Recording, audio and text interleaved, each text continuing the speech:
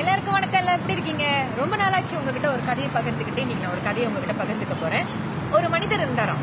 இவருக்கு வாழ்க்கையில எப்போதுமே ரொம்ப தாழ்வு மனப்பான்மையா, யாருமே நம்மள மதிக்கிறது இல்ல, யாருமே நம்ம பேச்சு கேட்கறது இல்ல, எல்லாருமே நம்ம தாழ்வாவே பாக்குறாங்க அப்படின்ற ஒரு தாழ்வு மனப்பான்மை அவருக்குள்ளாரே இருந்துச்சான். அப்ப ஒரு கடவுளை பார்த்து, கடவுளே ஏண்டா கடவுளே என்ன படைச்ச, எல்லாருமே என்ன கேவலப்படுத்துறாங்க, எனக்கு மதிப்பே இல்லையா, ஏன் யாருமே என்ன மதிக்க மாட்டாங்க அப்படின்னு சொல்லி கடவுளை நோக்கி தவம் இருக்காரு.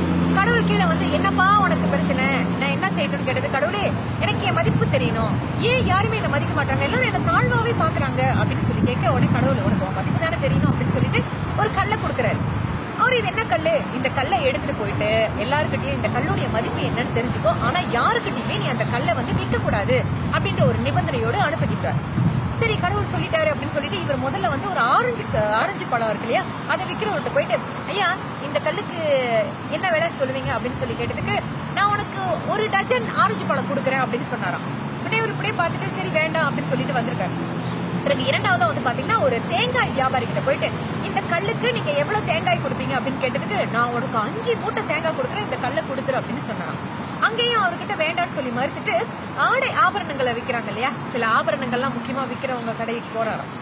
அது ஒரு அடகு கடை மாதிரி. அங்க போன உடனே, ஐயா எனக்கு இந்த கல்லுக்கு நீங்க எவ்வளவு கொடுப்பீங்க அப்படின்னு சொல்லி கேட்டதுக்கு அவர் பார்த்துட்டு, நான் உனக்கு ஒரு 5 லட்சம் கொடுக்குறேன் அப்படின்னு சொன்னாராம். 5 லட்சமா அப்படின்னு சொல்லிட்டு இவர் யோசிக்கும் போது, நான் உனக்கு 50 லட்சம் கொடுக்குறேன், இந்த கல்லை என்கிட்டே கொடுக்குறோம் அப்படின்னு சொன்னாராம்.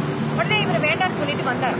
திரும்ப இறுதியா இவர் எங்க போயிருக்காருன்னா, இந்த கற்களை நிஜமாகவே நல்ல துல்லிதமாக எடை போட்டு பார்க்கின்றவர்களுடைய ஒரு பெரிய ஒரு ஆராய்ச்சியாளரை போய் பாக்குறாரு.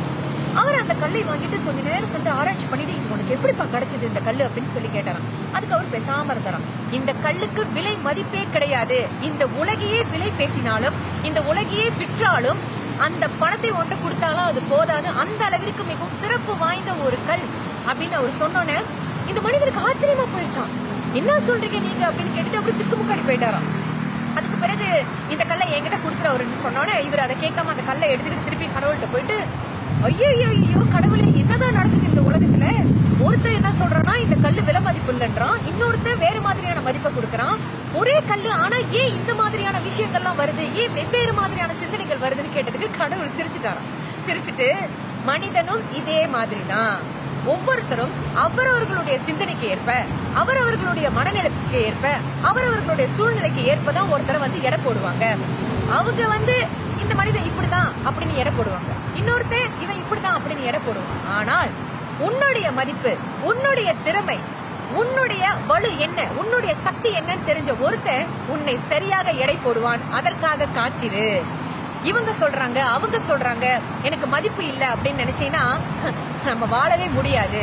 உன்னை உணர்ந்தவன் ஒரு நாள் வருவான், அவன் உன்னை துல்லிதமாக எடை போடுவான், அப்பொழுது உன்னுடைய சக்தி என்னன்னு உனக்கு தெரியும் அப்படின்னு கடவுள் சொன்ன உடனே தான் அவனுக்கு தன்னுடைய சக்தி என்னன்னே தெரிஞ்சதாங்க. இது போலதான் வாழ்க்கையில நாமளும் ஒவ்வொரு நாளும் என்னை இப்படி பேசிட்டாங்களே, என்னை இவ்வளவு கேவலப்படுத்திட்டாங்களே, என்னை இவ்வளவு மட்டுமா பேசுறாங்களே அப்படின்னு சொல்லி வருத்தப்பட்டுக்கிட்டு இருப்போம். இனிமே வருத்தமே படாதீங்க.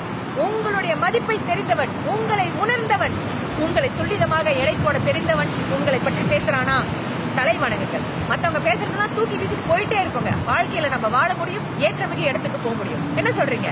இன்னொரு கதையோட உங்களை சந்திக்கிறேன். ரொம்ப நன்றிங்க.